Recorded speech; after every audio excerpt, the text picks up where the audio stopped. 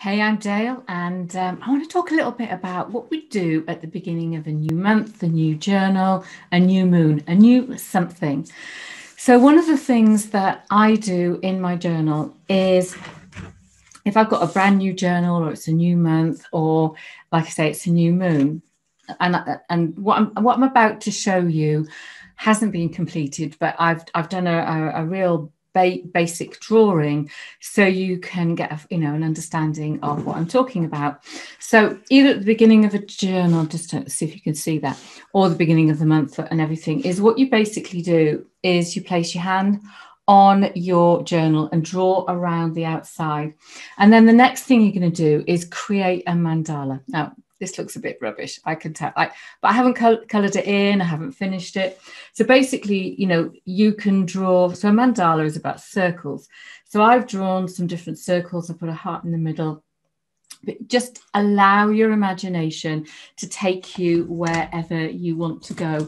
Now I have got mountains and mountains of colored gel pens.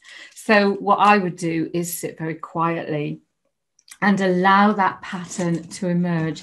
And then what I would do around this is I would write my intentions, or maybe down here, my intentions for the coming month. So this is something really wonderful you can do to christen a new journal, start a new month, to really step into a bit of mindfulness and just see where things go. So hand on the paper, draw around it, and then create some kind of mandala. Now you can do it freehand. If you want to go and get a compass, my compass is downstairs. What I basically did for this one is I drew around a piece of hematite and around my angel. But you've got all kinds of different ways that you can do it. Now, the second thing that I would invite you to do is to put a stake in the ground and really think about, where am I? Now, you can do that by just sitting and free writing.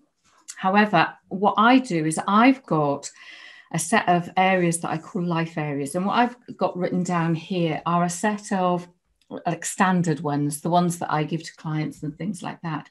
So I've got a number of different life areas.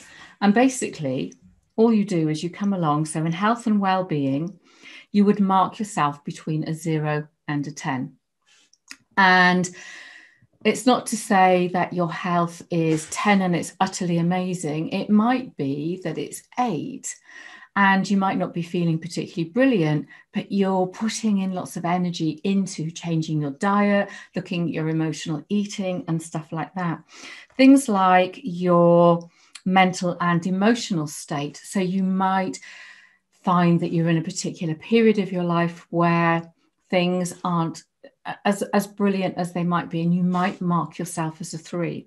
So you would come and look at these different life areas and you would mark yourself down, and then intuitively look at the list. And even if, like say on mental and emotional, you've marked yourself a 3, what you might do is you might choose to work on the health and the well-being that you've marked higher, knowing that when you have a better diet, it's going to support your mental health and your other areas of your emotional well-being.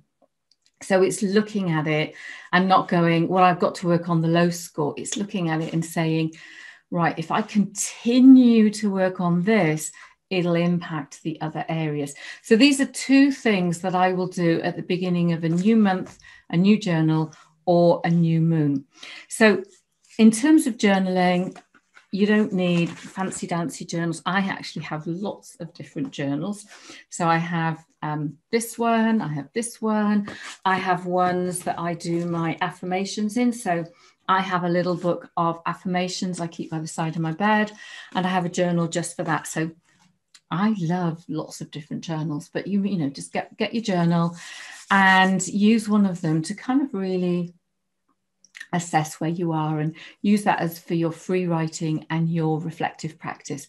So I'm Dale. You can find me at daledarley.com, where you'll find all kinds of books and courses and coaching to do with journaling and really helping people to get to know who they are, what they want, and find that space of inner peace. So have a beautiful day from my heart to your heart.